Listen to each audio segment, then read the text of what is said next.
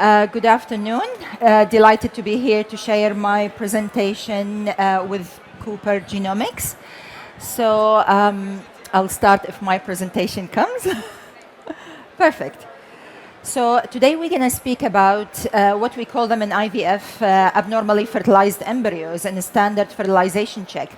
So normally when we do IVF, we come 16 to 18 hours post-fertilization. We look for the sign of what we call them 2PNs in IVF. So the successful exclusion of the second polar body and appearance of the 2PN, we consider them as a normal sign of fertilization. And those embryos, they get cultured for further treatment. In contrast, zygotes that they show unclear or more than 1PN or 1PN, those ones we call them as abnormally fertilized, and then we discard them and we don't use them for clinical use. And those normally they count about 10% in IVF cycles. So here are some studies that discuss this topic. This study found that about 69% of the 1PN embryos and about 89% of the micro-PN embryos, or what we call them 2.1, they are actually diploid. And when we say diploid, it means embryos, they have the right complete set of chromosomes, one from each parent. When you say euploid, it means they have the right set of chromosomes. And of course, this case study was published last year and showed that a successful live birth baby was born from 4PN. So the aim of our study was to assess the diploid rate for various forms of abnormally fertilized embryos, and then to determine the percentage of the euploid embryos, and to identify the percentage of the polyploidy in the embryos that we say they are actually 2PN. We see them in the lab. And then to elucidate the origin of these haploidy and polyploidy. And then we will describe the aneuploidy pattern for those diploid embryos and to assess whether the mode of fertilization affect these parameters. So in order for us to do this study, so it was a retrospective analysis. We had analyzed 190 embryos between 2020 to 2024. We used Cooper Genomics, we used PGT Complete, which involved SNP genotyping and copy number variation. So the primary outcome of this study was to assess the diploid rate for those embryos. We call them abnormally fertilized embryos, and then their euploidy rate. In order for us to do this, we created two groups, and those groups, they are based on the mode of fertilization. So we have from 74 embryos we used from IVF, 1PN, micro-PN, 3PN, 4PN, 5PN we used, and then those originated from IVF, and then the second group involved 116 embryos. Those ones, they originated from ICSI. So from IVF we have 74 embryos, from ICSI we had 116 embryos. Here are the results that we got. So this is the fertilization between the IVF and ICSI. And you see in the red bar here, you have 100% diploidy rate for the micro 3PN embryos, which is encouraging. Sometimes in the lab we see those embryos and we just discard them because we think they are abnormal embryos. And you see here we have the euploidy rate for those embryos, sorry, the cursor, yeah. So for the 1PN embryos, we have 42% euploid rate. And for micro 3PN, we have 36% euploid embryos. And for the 3PN, we have 9%. And the interesting, we have 5PNs. We analyzed them. They reached a very beautiful blastocyst. We couldn't just discard it. And one of them came back as euploid. And of course, 100% they were diploid embryos. This is for ICSI. And then for ICSI also, you see we have 30% of the 1PN, they came back as euploid, and 32% of the micro 3PN, they came back as euploid, and then 5% of the 3PN were euploid as well.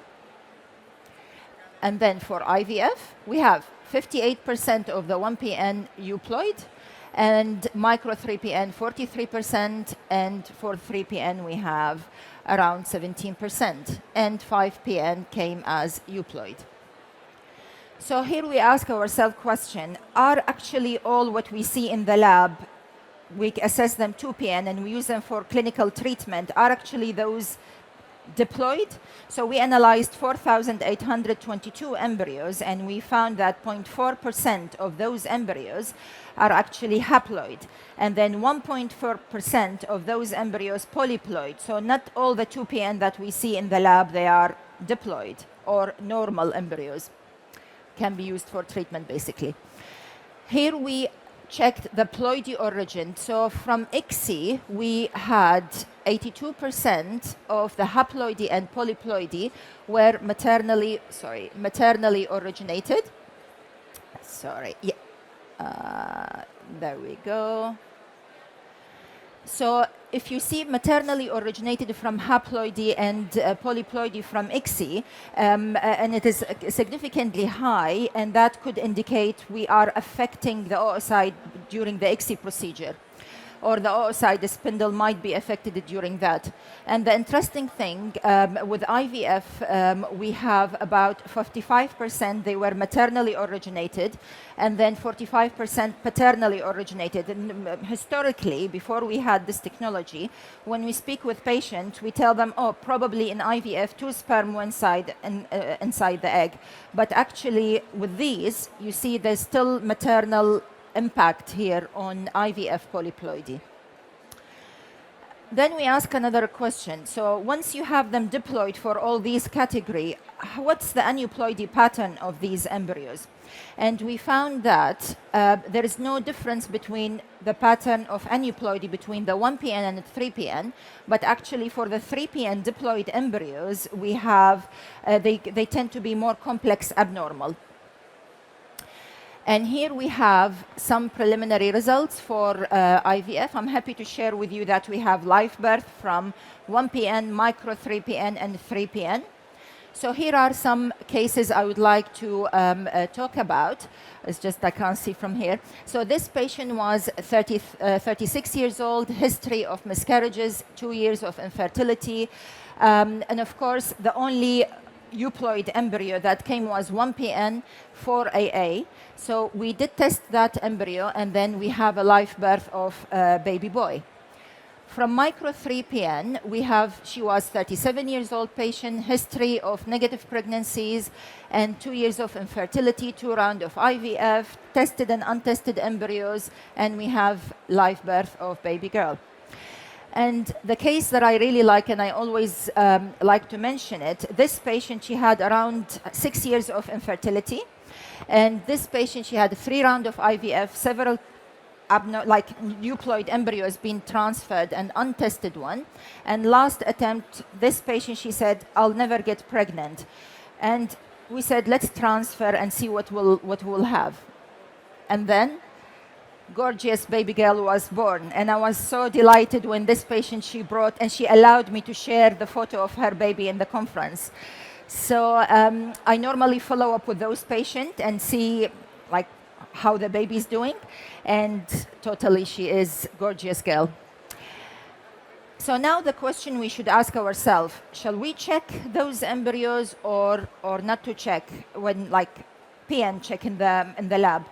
Personally, I think those embryos, they have to be given a chance, especially for poor prognosis patients, because sometimes they only end up with these embryos, and they are, if you see, they are good quality embryos, but you have to put them in the right context. So doing PGT testing for them, it could benefit those patients, because this could be just a last chance for those patients.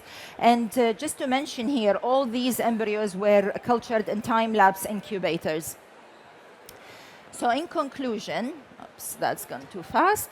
So to our knowledge, this is the largest report for data set that we are presenting here. It has impact for clinical practice, as I said, for poor prognosis patients. And this innovative approach allows zygote that were initially categorized as abnormal to be further used in IVF treatment.